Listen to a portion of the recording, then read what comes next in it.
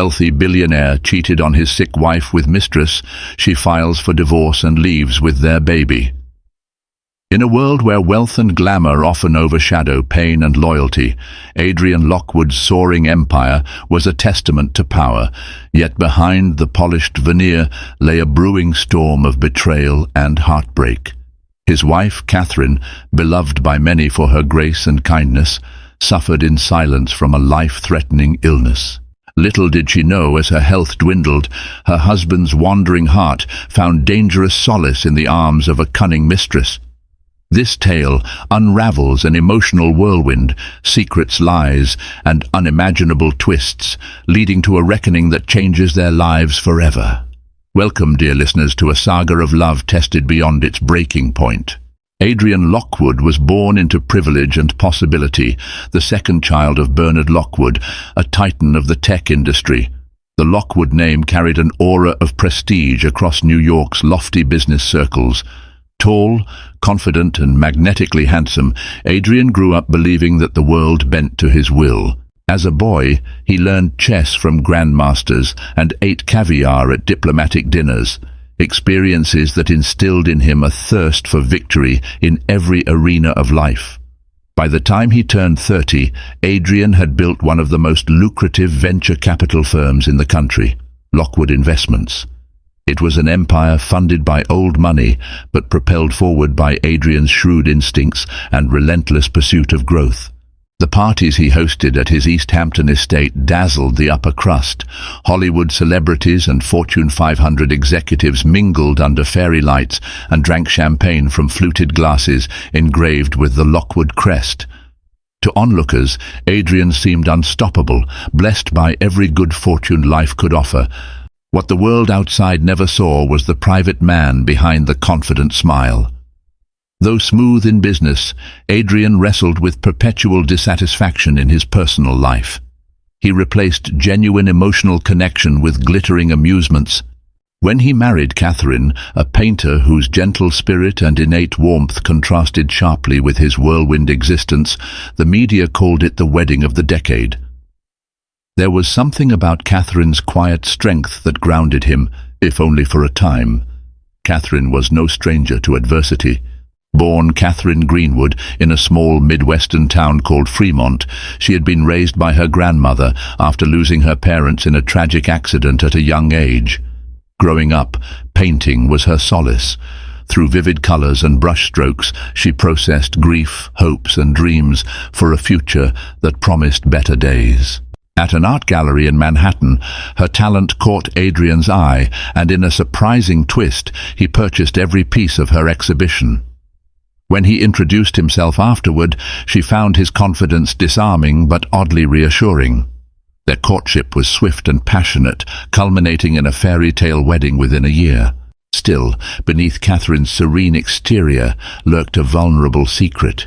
She'd been diagnosed with a rare heart condition that required constant monitoring.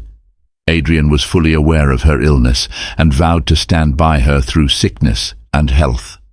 In the early days of their marriage, he did exactly that. He accompanied her to medical appointments, arranged for world-renowned specialists to oversee her case, and even built a private in-home clinic so she'd never want for care. But success has a way of inflating egos. The more triumphs Adrian collected in boardrooms and stock markets, the less time he spent by Catherine's side. Board meetings expanded into after-hours networking, and after-hours networking gave way to late-night rendezvous with wealthy elites. Catherine spent quiet evenings painting in the sunroom, her heart condition making frequent appearances in the form of fatigue and terrifying arrhythmias.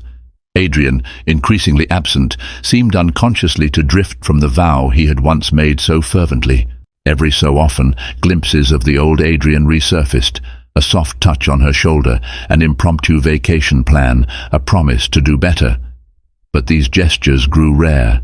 It was around this time that a predatory force began to circle his life, someone who would seize every neglected fragment of Adrian's attention and use it to build her own stronghold. That someone was Felicity Grayson. And so, as the world continued to applaud Adrian Lockwood for his audacious financial conquests, His marriage quietly teetered at the edge of a chasm no one else could see.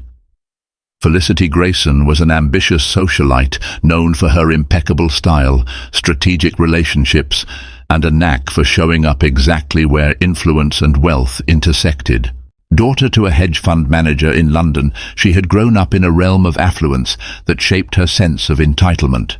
From a young age, she'd learned how to manipulate conversations to her advantage, flaunting her charm in the presence of those who could further her goals.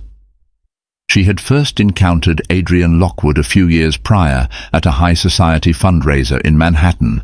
The room brimmed with dignitaries, CEOs and celebrities, while Catherine mingled graciously, even finding time to chat with the waitstaff about their families.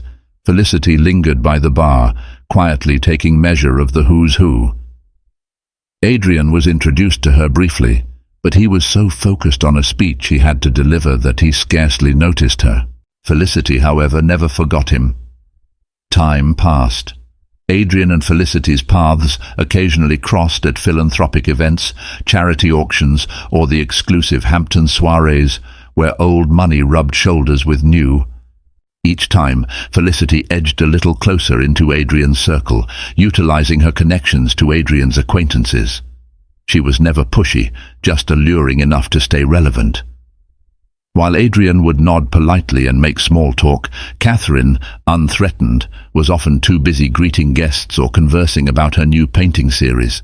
As Adrian's star ascended, Felicity plotted her approach. After all, she was an expert observer. She took note of Catherine's health struggles, the faint trembling hands, the subtle shortness of breath, the occasional references to doctors and treatments.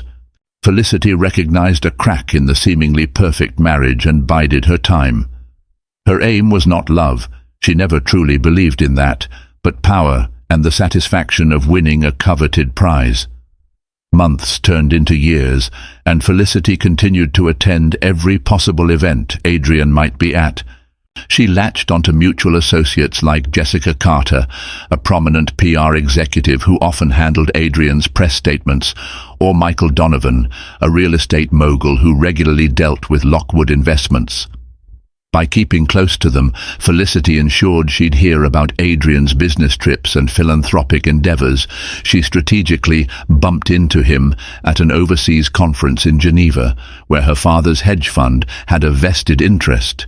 Their passing hellos turned into longer chats over coffee in the lobby, then dinners among larger groups. Felicity never overstepped. She simply made sure she was present, interesting, and, above all, available. Gradually, Adrian found himself warming to Felicity's laughter, her cunning wit. She was well-read, conversant about global markets, and boasted a subtle flirtation that made him feel as if the entire room disappeared whenever she spoke. It was a heady sensation for a man who was only half aware of how restless he'd become in his marriage. Catherine's health demands often sapped her energy. She wasn't always up for the late-night social scene or spontaneous getaways, even though she tried her best for Adrian's sake. Felicity, however, offered no such complications. The first real spark ignited at a private cocktail reception in London. Adrian had just closed a deal to expand Lockwood Investments' European footprint and was flush with celebratory triumph. Felicity, in a midnight blue gown, found him alone on the balcony. The hush of night enveloped them, and the city lights flickered below. Under the guise of congratulating him, she placed a delicate hand on his arm. In the gentle pressure of her touch, he sensed an invitation, one that whispered, "I can give you the excitement you're missing." That was the moment their relationship shifted from polite acquaintances to a flirtation that held the potential to unleash chaos.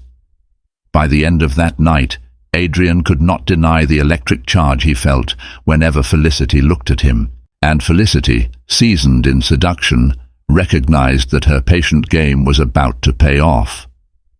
Oblivious to the tempest brewing outside her world, Catherine Lockwood faced a daily battle within her own body. Her rare heart condition required a strict medication regimen.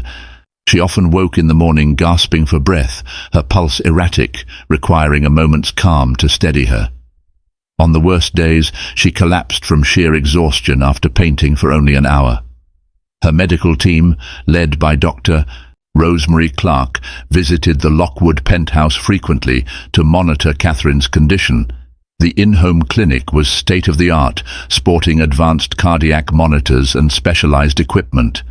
Despite every modern convenience, Catherine often felt lonely, confined to a fortress of wealth that offered everything but the genuine companionship she needed most: Adrian's presence. Catherine's grandmother, Margaret Greenwood, would call from Fremont every Sunday, offering words of hope. "My sweet Cathy," she would say, "your heart has survived far greater sorrows. I know you can push through."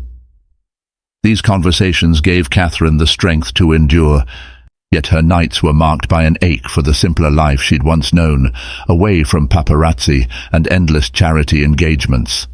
She felt the walls of this grand penthouse closing in, not just physically, but emotionally. Within the first few years of marriage, Adrian had been a more attentive spouse. He would skip flights to stay with Catherine during tough hospital visits, cradle her when her body shook from new medications, and line the walls with her artwork to remind her of her passion. But as Lockwood Investments exploded into a global giant, his devotion shifted, overshadowed by deals that demanded his globe-trotting presence and relentless attention.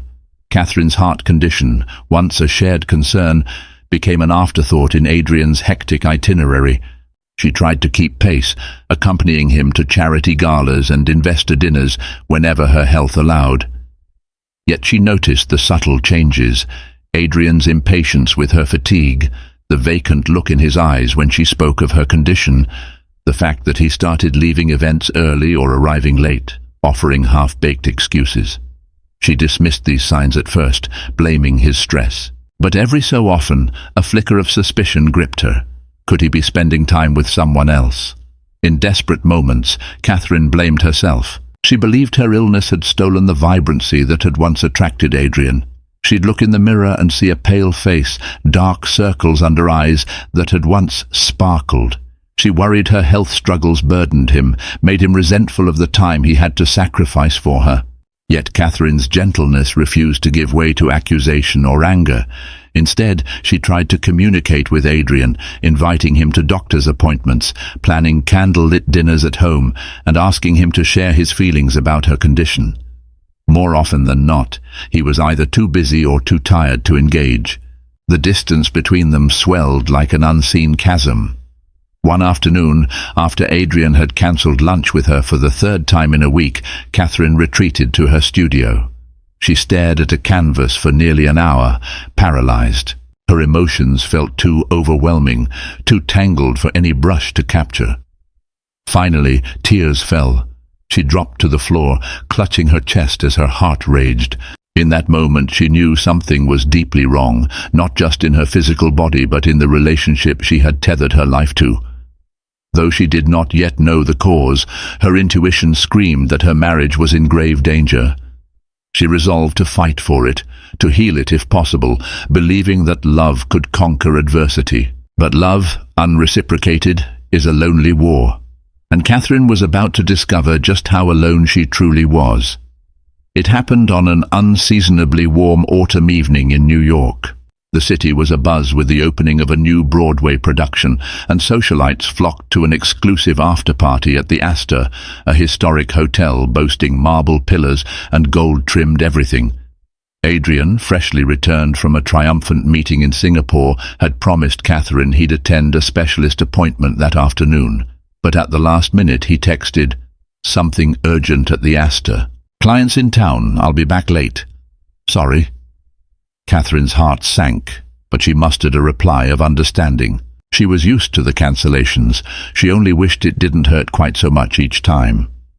That night, Felicity Grayson also arrived at the Astor, dressed in a sleek black gown that caressed every curve. She'd done her research and knew the potential investors Adrian would be meeting. Slipping into the room quietly, she located Adrian engaged in a heated discussion about a possible European merger. Smiling, she greeted him politely, then joined the circle, gracefully fielding questions and offering polite laughter at the appropriate times. When the discussion concluded, Adrian moved away from the group, wineglass in hand. Felicity followed. "A penny for your thoughts?" she teased. Adrian exhaled, rubbing his temple. A swirl of frustration crossed his features, tension from the meeting, the guilt over abandoning Catherine again, the sense of mounting pressure he couldn't explain. And right there, in that crack of vulnerability, Felicity struck with practiced expertise.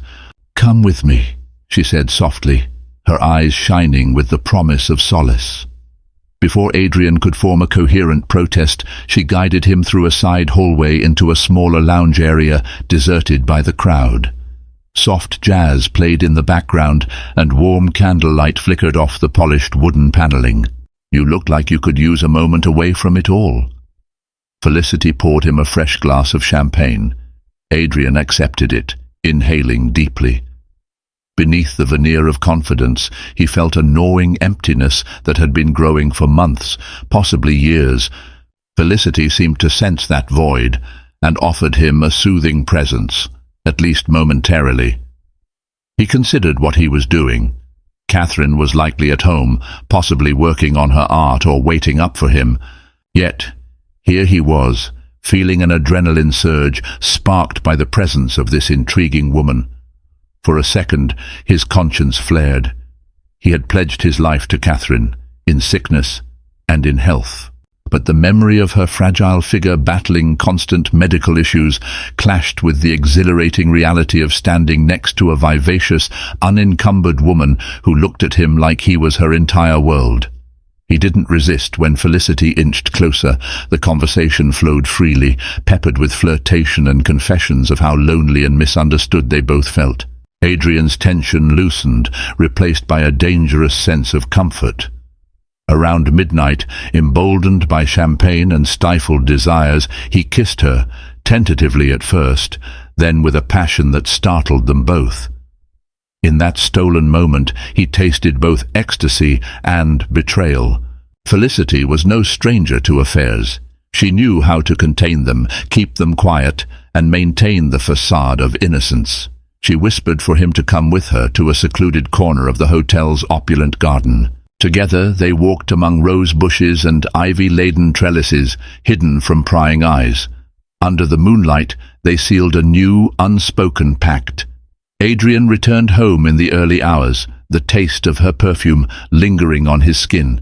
Catherine was fast asleep, an open medical journal by her bedside. As he slipped into bed, a pang of guilt struck him like a hammer blow. He looked at Catherine's serene face, her breathing shallow yet rhythmic, and felt a war rage in his mind. The vow he'd made versus the hunger for what he believed he was missing. That night, a line had been crossed. They both knew it, Adrian and Felicity. And though he told himself it was just a fleeting mistake, something told him that once Pandora's box was opened, it would not be so easily sealed again. The days that followed were marked by a new energy crackling through Adrian's life. His appetite for business soared, fueled by the clandestine charge he got from stolen messages and secret rendezvous with Felicity. They discovered hidden corners of the city, luxury penthouse bars, private clubs, and hush-hush restaurants, where they could indulge their affair away from gossip-hungry paparazzi. Felicity thrived on the thrill, confident in her control. Adrian, however, oscillated between euphoria and self-reproach. Meanwhile, Catherine sensed a subtle shift. Adrian began returning home later and leaving earlier. His phone would buzz at odd intervals, and he'd step away to answer in hushed tones. The once sporadic distance became a chasm. Her suspicion, initially just a small seed, took root and grew. Her friend and confidant, Stephanie Hall, noticed the tension. Stephanie was a curator at a major Manhattan art gallery and had championed Catherine's work for years. One afternoon, over tea in Catherine's studio, Stephanie asked softly, "Is everything okay between you two?" Catherine set down her paintbrush. "I'm not sure," she confessed. "Adrian's been different. He always had to travel, always had late nights, but now it's as if he's hiding something." Stephanie reached out and squeezed Catherine's hand. "You might want to talk to him directly. You deserve honesty, especially with what you're going through." That evening, Catherine waited up for Adrian in the living room. He came home close to midnight, a faint smile flickering across his face when he saw her. Her eyes, brimming with worry, met his. "Are you hungry?" she asked, forcing normalcy. "I made some soup earlier." Adrian shook his head, sinking into the sofa across from her. "I'm fine, just tired." She took a breath, measuring her words. "I know work has been stressful lately, but I've been feeling—" She hesitated, carefully choosing how much vulnerability to show. "I've been feeling really alone, Adrian." His gaze flickered, and for a split second, guilt flashed in his eyes. "I'm sorry," he managed. "I'll try to do better." She pressed on. "Is there someone else?" Silence roared between them.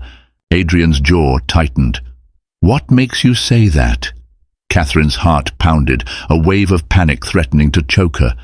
Yet she managed to respond calmly. "I notice the calls, the late hours, the distance. I can't keep ignoring the feeling that something's off." Adrian exhaled, running a hand through his hair. "Work is intense right now. We're finalizing the European expansion and it's complicated. I'm not seeing anyone else, Catherine. You have to trust me." Relief and doubt mingled in Catherine's expression. She wanted desperately to believe him. Nodding quietly, she reached for his hand. He squeezed it, but the gesture felt hollow, unconvincing. Catherine retreated to their bedroom, tears brimming once out of his sight. Adrian slumped on the couch, burying his face in his hands. That same night, Felicity sent him a text. "Miss you already? Thinking of you." The phone vibrated on the coffee table.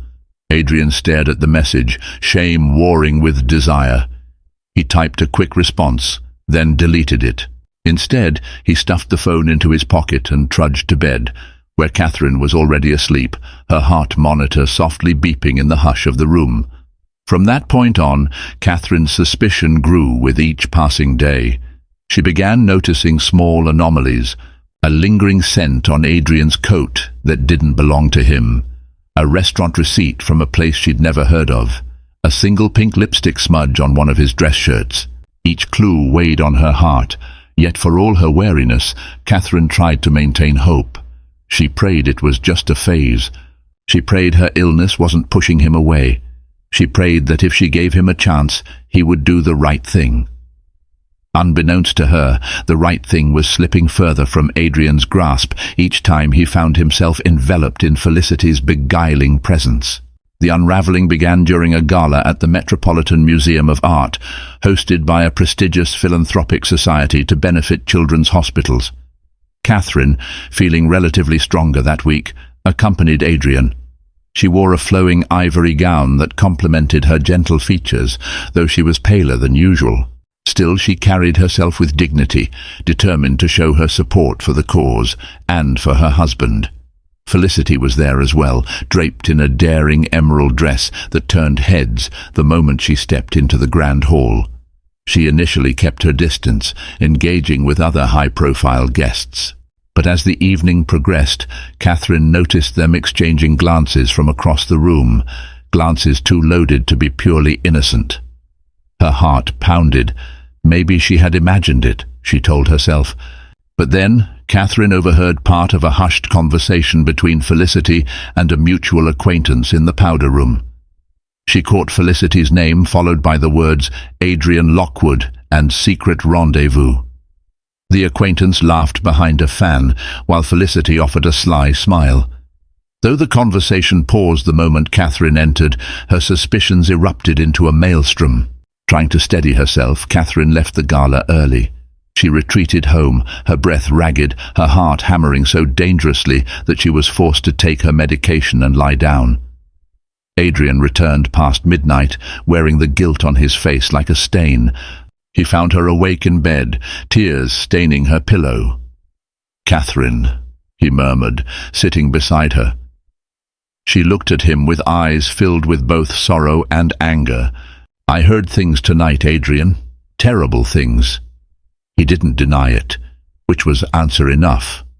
The slow, tense silence that followed was the final blow. Tears welled in her eyes, and for the first time she felt a rift between them that words could never mend. She reached for her medication again, hands trembling. "It's Felicity, isn't it?" Catherine's voice trembled. "Tell me the truth." Adrian cast his gaze downward, silently confirming what she already knew. Guilt and an odd sense of relief converged in his chest, as if finally acknowledging the betrayal unburdened a secret he'd been carrying like a lead weight. "I'm sorry," he managed, voice barely above a whisper. Catherine closed her eyes, a wave of heartbreak more crushing than any physical pain she'd endured. She remembered her grandmother's words about resilience, but never had she felt so powerless. "How long has this been going on?" she asked, voice subdued. He hesitated. "A few months." In that simple admission, their marriage cracked. Catherine drew a shaky breath, tears cascading down her cheeks. She did not scream or rant, partially from her gentle nature and partially because her physical strength was already at its limits. Instead, she whispered, "Why? Have I not loved you enough? Is it because of my condition?" "No," Adrian said, eyes misting. "It's not your fault. God, Catherine, you're incredible. I felt lost. I made a terrible mistake." She stared at the ceiling, each heartbeat more painful than the last. Finally, in a voice etched with finality, Catherine said, "We'll talk in the morning. I need to rest." Adrian nodded, tears slipping down his face as he left her alone in the room. That night, neither of them slept. Catherine clutched her chest in a silent storm of grief, while Adrian paced the living room, tormented by his own conscience. Neither had any idea that even more shocking news would soon turn their lives upside down, the small miracle growing within Catherine's body. In the days that followed the shocking confrontation, Catherine's emotional world shattered like fragile glass. She avoided Adrian, who spent most nights in his office under the pretense of work. He felt too ashamed to face her directly, unsure if he had the right to claim a place by her side. Catherine, meanwhile, wrestled with heartbreak and an unrelenting question. Had she driven him away because of her illness? Stephanie Hall urged Catherine to see a therapist, or at least confide in someone qualified to guide her. Catherine, however, chose solitude, hoping that painting might help her process the pain, but every time she tried to lift a brush, her energy failed. Her limbs felt weak, her pulse raced for no apparent reason. Assuming it was stress from the betrayal, she increased her heart medication dosage and tried to rest. One afternoon, she experienced a dizzy spell so severe that she collapsed in her studio. Doctor Rosemary Clark was called immediately. Hooking Catherine up to a portable EKG, Dr. Clark checked her vitals. Something else caught her attention, an anomaly in Catherine's hormonal panel from a routine blood test taken the previous week. Dr. Clark requested a quick follow-up test. Catherine agreed, though she was too disoriented to question why. A few hours later, Dr. Clark returned with news that would change everything. Catherine was pregnant. Shock warred with a flutter of guarded hope. She and Adrian had discussed children in the abstract, always waiting for the right time, especially given her heart issues. The likelihood of conceiving was low, and if she did conceive, the pregnancy would be high risk. But here it was, a life stirring within her, against all odds. The potential complications loomed. A high-risk pregnancy could aggravate Catherine's heart condition, placing both her and the baby in danger. Yet, amid her heartbreak, a spark of happiness emerged. She was going to be a mother. She had dreamed of that possibility her entire life, albeit in better circumstances. When Adrian arrived home that evening, Catherine was seated in the living room, her hand absently resting on her abdomen. Though their relationship was in tatters, she felt it necessary to tell him. He entered, exhaustion etched into his face. "I have something to share," Catherine began, voice trembling. Adrian looked at her with wary eyes, bracing for more accusations or pleas. She took a breath. "I'm pregnant." He froze, the gravity of her words sinking in. Pregnant? He repeated, almost in disbelief. His eyes flickered from her face to her hands clasped around her stomach. A flurry of emotions crossed his expression: wonder, fear, guilt, and something akin to joy. Catherine expected him to be happy, or at least supportive, but she could see torment in his eyes. "Are you certain?" he whispered. She nodded, tears brimming. "Dr. Clark confirmed it. I'm about 6 weeks along. It's risky. For me. But I want to keep this baby, Adrian." Adrian's mind spun with conflicting thoughts. He recalled Felicity's texts, the passionate nights they'd stolen, the lies he'd told Catherine. And now, here was a chance for a family. A wave of regret threatened to drown him. He kneeled beside her, gently taking her hands. "Catherine, I'm so sorry for everything. You have no idea how sorry I am." She stiffened. "I don't know if apologies can fix us, but I do know this baby deserves better." He nodded, tears in his eyes. He made a vow right there to end his affair, to focus on his wife and unborn child. He even typed out a breakup text to Felicity, telling her they were done. He promised Catherine that he would cut off all communication, that he would be by her side. And for a few fleeting days, it seemed he genuinely intended to keep his word. But Felicity Grayson was not a woman to be discarded so easily. She had her own plans that would pull Adrian back into her orbit, shaking Catherine's world once again. The day after Adrian resolved to end things with Felicity, he discovered just how tangled his life had become. Felicity appeared at his office unannounced, gliding past the reception desk with the confidence of someone who owned the place. Adrian's assistant, Joseph Moore, tried to intervene, but Felicity's imperious gaze hushed him. Adrian looked up from his desk to see her standing in the doorway, fury and hurt blazing in her eyes. "Why are you ignoring my calls?" she demanded, stepping into his private office. He steeled himself. "Felicity, this can't continue. I'm sorry if I led you on." "If?" she shot back, voice trembling with barely contained outrage. "We've been intimately involved for months, Adrian. You think you can just walk away and that's that?" He sighed, desperation clawing at him. "Catherine is pregnant. I have to be there for her, for our child." The mention of Catherine's pregnancy drew a scornful laugh from Felicity. "You think you can toss me aside because your wife is suddenly more convenient? Do you have any idea how humiliating this is for me?" She paced the office, long fingernails digging into her palm. "I gave you everything. I made you feel alive again. And now you're done with me?" Adrian stood, trying to maintain composure. "I can't continue living like this. I have a responsibility to my family." "That's exactly what this is, isn't it? A matter of responsibility, not love." Felicity's voice dripped with bitterness. "You're choosing her, not because you love her, but because you feel obligated by her condition and this pregnancy." He didn't deny it. He couldn't articulate the tangle of guilt, pity, and lingering affection that fueled his decision.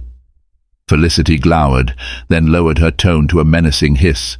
"You'll regret this, Adrian. If you won't keep me in your life willingly, then you'd better be prepared for how I might retaliate." Her threat lingered in the air long after she stormed out. Adrian sank into his chair, pressing his hands to his face. He knew Felicity was capable of making scenes, of whispering rumors that could tarnish his reputation and devastate Catherine. But what choice did he have? His conscience, battered though it was, clung to the idea that salvaging his marriage was the honorable path. That evening, Catherine was resting in bed, a gentle classical tune playing in the background, when Felicity arrived uninvited at the penthouse. She claimed to be there under urgent business involving Adrian's European merger. The staff, unfamiliar with the drama, let her in. Catherine, hearing raised voices, left her bedroom to see Felicity in the foyer, her expression triumphant and venomous. Adrian rushed in from behind, attempting to keep them apart, but Felicity locked eyes with Catherine. "So you're the saint he's chosen over me?" Felicity spat, words fueled by scorn. Catherine's face went pale. Her hand moved instinctively to her abdomen. Catherine's voice wavered. "Why are you here?" Felicity laughed, a sound devoid of humor. "I wanted to tell you the truth about what your husband and I have been doing behind your back, in case he forgot to mention the details." Adrian interjected, "Felicity, enough." But Felicity pressed on, painting vivid images of the affair, describing times, places, and even intimate moments. Catherine stood there, heart pounding, eyes brimming with tears. It was too much. She was only weeks pregnant, her body already under immense strain. She couldn't bear the weight of such explicit betrayal. She trembled, her vision blurring. Adrian reached for Catherine, but she stumbled, nearly collapsing as her heart hammered dangerously. Dr. Clark had warned them about undue stress, the risk of her collapsing, or worse, if her condition spiked. Panicked, Adrian scooped her into his arms, shouting for help from the penthouse medical staff. In the chaos, Felicity slipped away. Her message delivered, she had no intention of dealing with the fallout. She left behind a wife trembling on the edge of a health crisis, and a husband forced to confront the devastation of his own making. Catherine recovered slowly over the next few days, but her heart condition took a serious turn. Dr. Clark insisted that she avoid any further emotional trauma, warning that stress hormones could trigger arrhythmias dangerous to both her and the baby. Adrian hovered around her, anxiety etched on his face, offering apologies and care. But Catherine's trust was shattered. While in bed, Catherine made a quiet resolution. She could not continue in a marriage steeped in betrayal. She could not endure the agony of worrying if Adrian's next business trip was merely another rendezvous. She had to think of the baby growing inside her, a life that deserved stability and love, untainted by lies. One morning, Catherine asked Stephanie Hall to contact a reputable family lawyer. Within days, a seasoned attorney named Harriet Saunders came to the penthouse. She was a middle-aged woman with a calm demeanor and a sharp intellect. Catherine explained her situation, her voice trembling as she recounted the affair, the heartbreak, and her precarious health. Harriet listened intently, occasionally jotting down notes. She gently explained Catherine's rights, how the division of assets might work, and the steps to ensure child support. Catherine never cared about the vast fortune Adrian had accumulated, nor the luxurious lifestyle she had become accustomed to. She wanted only her freedom from a man who'd broken her heart, and to protect her child from future turmoil. The divorce papers were drafted in a matter of days. Catherine insisted on simplicity. No ugly fight if it could be avoided. She requested enough financial security to care for her child and cover her medical expenses, though Harriet assured her that Adrian would inevitably owe her far more under the law, especially given the circumstances. Then came the moment Catherine handed Adrian the papers. He was in the makeshift nursery, a room Catherine had started decorating with soft pastel paintings. He stood there, gazing at a half-painted mural of teddy bears floating on clouds, his expression a mixture of sadness and longing. She approached quietly, manila folder in hand. "Adrian," she said, voice calm but resolute, "this is over." He turned, eyes clouded with grief. "Catherine, please don't do this. I'm ending things with Felicity. It's all over. I want to be here for you and the baby." Catherine's chin quivered. "It's too late. My heart can't bear this pain anymore. For the sake of our child, I need to be strong. And I can't do that if I'm constantly questioning your fidelity." He swallowed hard, tears glistening. "I made the biggest mistake of my life, but I swear I'll spend the rest of my days making it up to you." She shook her head slowly. "Some betrayals can't be undone, Adrian. It's not just about the affair. It's about the trust that's gone, and my health that's at risk. I need peace, real peace, to raise our baby." Handing him the folder, she whispered, "Please sign them. Let's not drag this through a public court. I don't want the headlines. I just want out." Adrian held the papers as though they were a venomous snake, the weight of his actions pressing down on him. He wanted to argue, to tear them up, but the look in Catherine's eyes left no room for bargaining. Her decision was final. With trembling hands, Adrian nodded. "I'll sign if that's truly what you want, but know that I love you, Catherine." I always will." She turned away, tears carving silent paths down her cheeks. In that moment, love felt like a distant memory, something overshadowed by heartbreak and betrayal. Catherine clenched her jaw, steadied herself, and walked away, determined that her future, however uncertain, would not be shackled by the past. Catherine packed her essentials over the following week, determined to leave the penthouse that had once symbolized love and security. She arranged for her grandmother's house in Fremont to be her sanctuary for the remainder of the pregnancy. It was a small, cozy home filled with memories of simpler days. Harriet Saunders helped coordinate her quiet departure, ensuring Catherine would remain shielded from the media as much as possible. News of the Lockwood divorce, however, broke faster than either of them anticipated. Tabloids splashed headlines like "Billionaire's secret affair exposed" and "Sick wife walks out." Paparazzi camped outside the penthouse and the offices of Lockwood Investments, shouting invasive questions at Catherine whenever she appeared. Fearing for her health, Harriet swiftly booked a private flight to Fremont. In one final conversation, Adrian begged Catherine to let him accompany her. He yearned to be part of the child's life, to support her medical needs, to prove in some small way that he could be there for them. But Catherine, gently yet firmly, refused. "I need to focus on my health and our baby," she said. "This is something I have to do on my own right now." Adrian, crushed, nodded. He watched her leave with tears that refused to stop flowing. A swirl of regret, self-loathing and heartbreak battered him as he stood in the empty foyer. Felicity Grayson was nowhere in sight. She had vanished into the shadows once her game was lost, leaving Adrian to face the media storm and a hollow life in the penthouse. For the first time he recognized that all the money, all the success, meant little without the love he'd so carelessly betrayed. Once in Fremont, Catherine found solace in the familiar creak of old floorboards and the scent of homemade apple pie that her grandmother baked. Days passed quietly, each breath feeling a fraction lighter as she distanced herself from New York's chaos. She continued to see Dr. Clark via telehealth sessions and consulted a local obstetrician who specialized in high-risk pregnancies. The child growing within her became her guiding light, a reminder that love, while damaged in one place, could flourish anew in another. Little by little, Catherine regained her strength. She began painting again, soft, hopeful pieces of a mother cradling an infant in a flower-strewn meadow.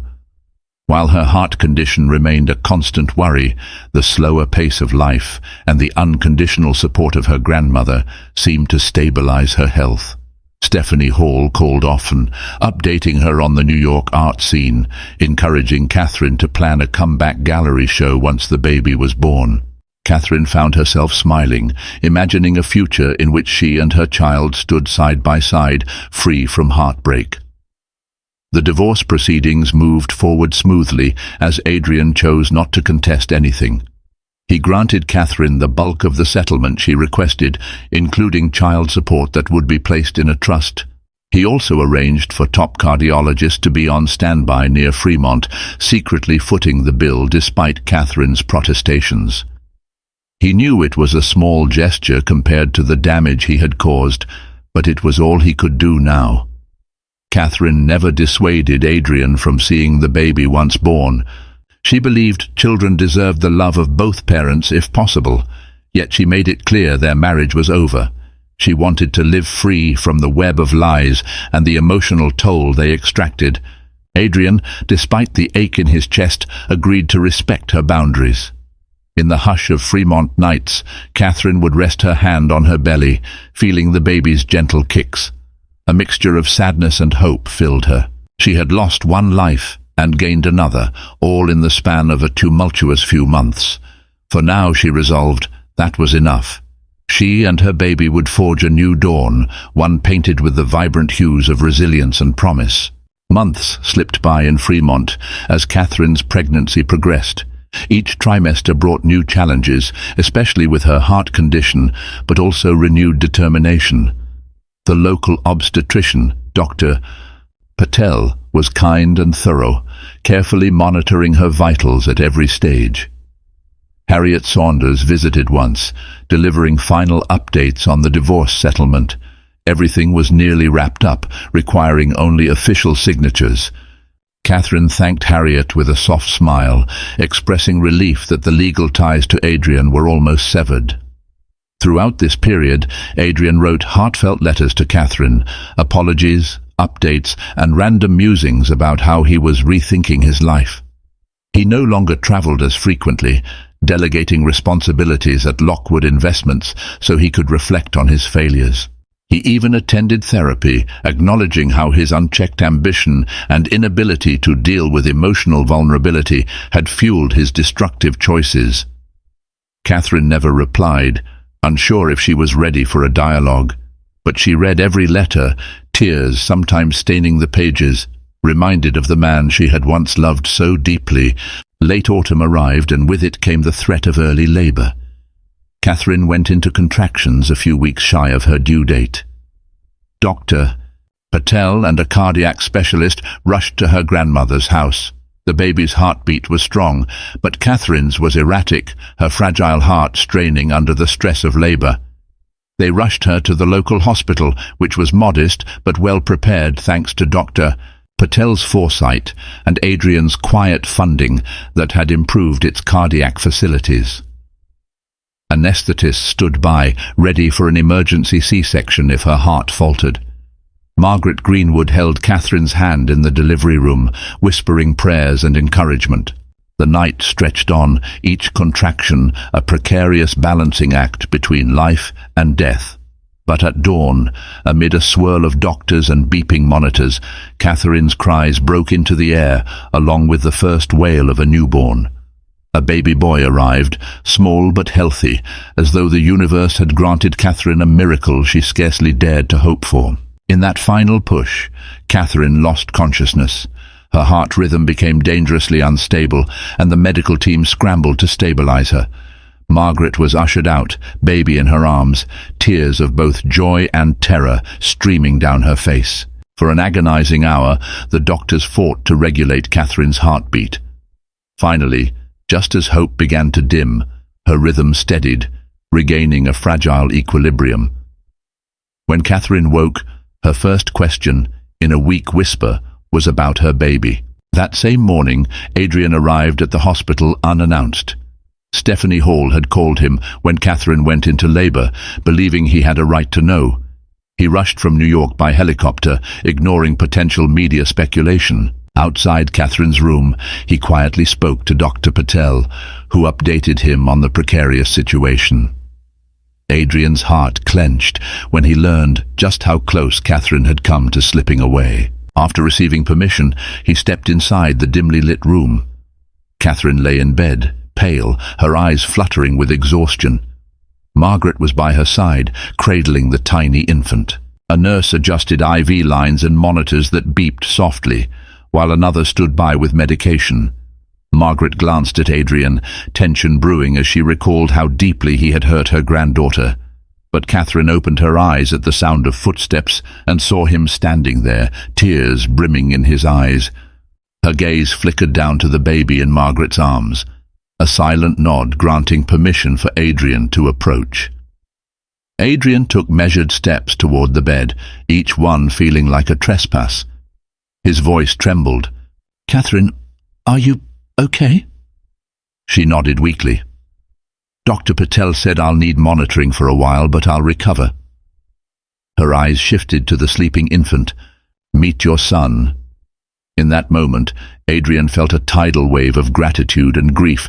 He realized how close he'd come to losing both of them, how his own recklessness had nearly cost them everything. He carefully reached for the baby, eyes filling with tears as he cradled the tiny bundle. "He's beautiful." For the first time in months, Catherine allowed herself to soften toward Adrian, if only a little. "He needs a name," she said quietly. Adrian stared at his son, a swirl of emotions rendering him speechless. Before he could suggest one, Margaret piped in. Catherine wanted to name him Ethan, after her grandfather, who was the gentlest soul I ever knew. Adrian nodded, tears escaping his eyes. "Ethan Lockwood," he whispered, pressing a tender kiss to the baby's brow. Though Catherine was physically and emotionally spent, she felt a profound sense of relief at hearing the name. A wave of tenderness washed over her as she watched Adrian hold their newborn son. There were still walls between them, tall ones built by betrayal, but in that fleeting instant they shared a bond unbreakable by any divorce decree. They were Ethan's parents. Later, after Margaret took the baby to the nursery, Catherine and Adrian sat in silence. She was propped up by pillows, an IV line in her arm, her face etched with exhaustion. Adrian, perched on a chair, looked at her with pleading eyes. "Catherine, I know I have no right to ask for your forgiveness, and I won't ask you to change your mind about the divorce. But please, allow me to be part of Ethan's life. Let me support you both, however I can." Catherine's gaze drifted to the window, where the morning sun cast a gentle glow. "I would never deny Ethan his father," she whispered. "But I need time, Adrian. My heart needs time, if it ever chooses to heal." She paused, turning back to him. "I don't want to talk about us right now. All my energy must go into getting stronger and caring for Ethan." Adrian nodded, relief and sorrow dancing in his expression. "I understand. Thank you for letting me be here." She closed her eyes, tears slipping down her cheeks. A fragile truce had settled between them, one built on shared responsibility and the unconditional love they already felt for their son. Outside, the hospital corridors bustled with the everyday hum of life. Inside that quiet room, two broken hearts found a moment of peace in the presence of new life. Thank you for joining me on this intense journey of heartbreak, resilience, and hope. Catherine's fight for self-worth and her fierce commitment to her child show that no matter how dark the storm, we can find the strength to start anew. Betrayal may have torn her world apart, but love, pure and unselfish, lit a path toward healing. Adrian's choices led him down a road of regret, reminding us that some lessons come at a price too high to ignore. Now, a new dawn emerges for both, each step forward shaped by courage and hard-earned wisdom. If this story moved you, please take a moment to like, share and subscribe to this channel. Your support means the world to us, and by sharing, you help others discover these heartfelt stories. Stay tuned for more emotional tales that explore the depth of love, loss and redemption. Thank you for watching.